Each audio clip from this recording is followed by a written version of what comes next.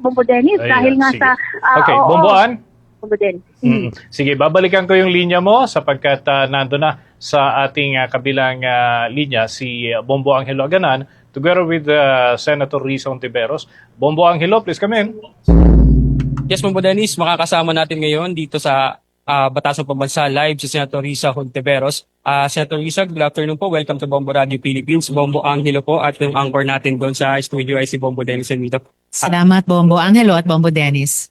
Sen, first things first, tumbukin na po natin agad yung highlights ng talumpati ni Pangulong Ferdinand Marcos Jr. Sabi niya, hindi ako pangulo ng aking pamilya, hindi ako pangulo ng aking kaibigan, pangulo ako ng bansa. And then sinabi niya, Sen, na malapit na po yung pagsasampa ng kaso kay dating House Speaker Martin Romualdez. Ano po ang take niyo dito sa development na ito ng investigasyon sa flood control program? Yan actually, Bombo Angelo, yung unang nagtawag pansin sa akin sa SONA ni Presidente kanina, isinulat ko sa notes ko, yang sinabi niyang hindi ako pangulo ng pamilya ko o ng mga kaibigan ko lamang, kundi ng lahat ng Filipino. Yan ay isang bagay na dapat sabihin at dapat gawin talaga ng isang pangulo. And tinitingnan ko po siya bilang isang magandang hudyat na tutuloy at makukumpleto at magbubunga ng hustisya. Yun na nga pong matagal, matindi at magpapatuloy pa rin sa Senado na investigasyon sa flood control scandal para bawasan and harinawa kalaunan matanggal talaga yung corruption. So in other matters po, nakatutok po kayo dito sa naging epekto ng oil crisis. Sabi po kanina ni Pangulong Marcos, naging successful po ang pagtugon ng administrasyon dito sa oil crisis. Ano po yung komento mo doon, Sir? I think masyadong maaga pa para sabihin successful dahil ongoing pa yung oil crisis na ito at talagang marami pang mga kababayan natin ay naghihirap. Halimbawa, pending pa nga lang yung 53 billion peso supplemental budget bill ko sa Senado na dapat sana ay pandagdag na pagsuporta, pag-subsidize sa tatlo sa pinaka-vulnerable at apektadong sektor. Of course, ang ating mga overseas Filipino workers, ang mga driver at operator at kooperatiba sa public transport sector at yung ating mga magsasaka at mangingisda. At dahil nga oil crisis ito, marami pang reforma na pwedeng gawin sa ating energy sector, partikular sa usapin ng oil. At kasama na po yung pagtitingin sa mga batas na nagre-regulate dito. Sen, tungo po tayo dun sa tinututukan nyo din na investigation dito sa mga karahasan sa mga school. Kanina po natalakay din ito ni Pangulong Ferdinand Marcos Jr. Ano po ang masasabi niyo? Sapat po ba ang plano ng administrasyon para dito sa seguridad ng ating mga estudyante?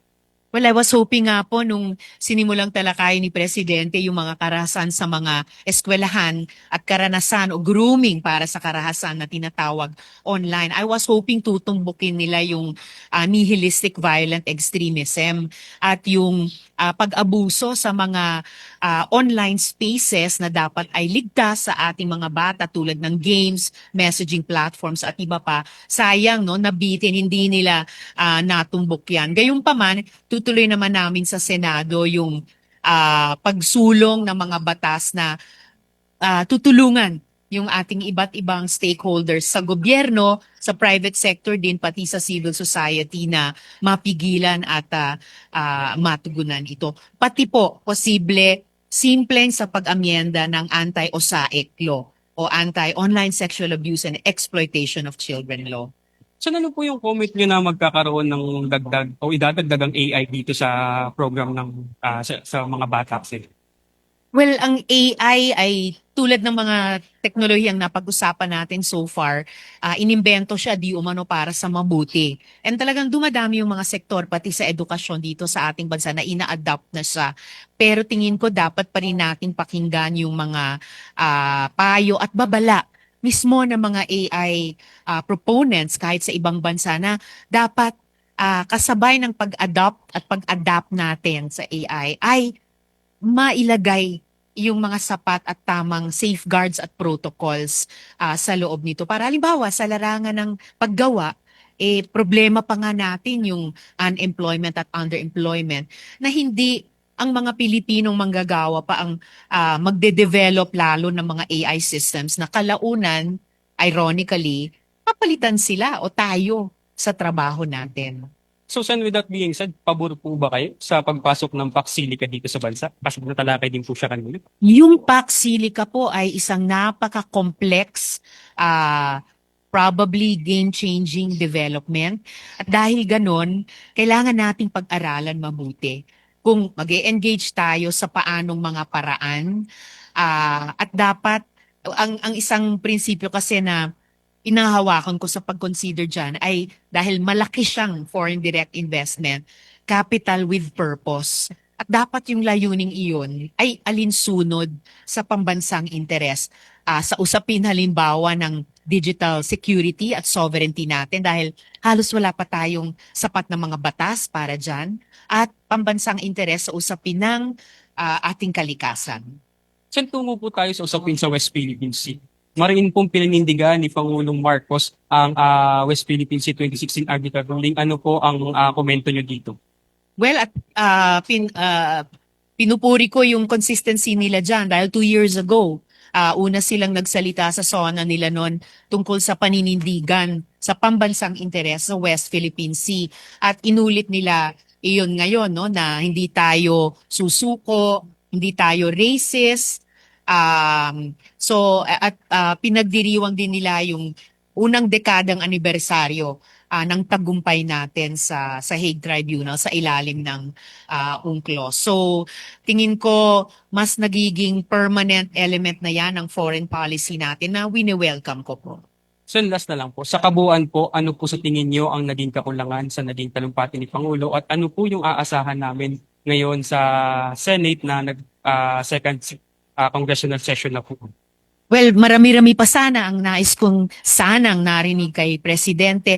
Well, yung isang pinalakpakan ko rin naman ay isang magandang simula, yung pagtanggal ng systems loss charge at saka charge sa VAT ng systems loss. Pero palagay ko, unang hakbang pa lang ito sa tamang direksyon man na pag-review ng buong EPIRA, pag-amyenda nito o di kaya pagpalit dyan sa isang bagong batas tungkol sa enerhiya. Dami ko pa rin sanang nais marinig kay Presidente kanina tungkol sa ekonomiya, yung talagang pagpapalakas sa agrikultura, halimbawa, habang kaharap natin ang panahon na hindi naman natin kontrolado, and then medyo nai-insecure ang mga tao tungkol sa ating dapat na food security dahil sa problema ng kakulangan sa tubig at yung matinding epekto ito sa ating mga magsasaka. Sa industriya, marami pa rin sana silang nasabi tungkol sa light and medium industries na kaya pa nating makaka-capture ng competitive advantage doon. At sa services,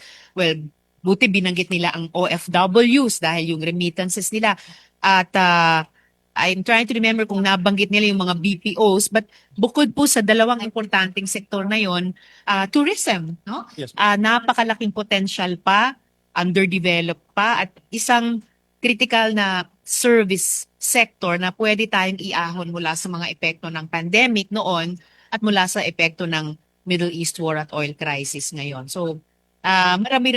And moving forward, kung ano yung gaps na nakita ko sa SONA, well, patuloy po naming tatrabahuin sa Senado, lalo na ekonomiya. And with that, naasahan po namin ang mga ipapasamong panukalang batas para po sa pagpapalago ng ating ekonomiya. Maraming salamat po, Sen, Maraming sa salamat pagkakataon din ng po. interview sa amin.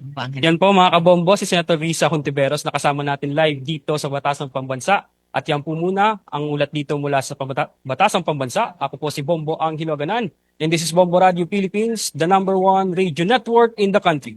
Your trusted source of news and information. Basta Radio, Bombo!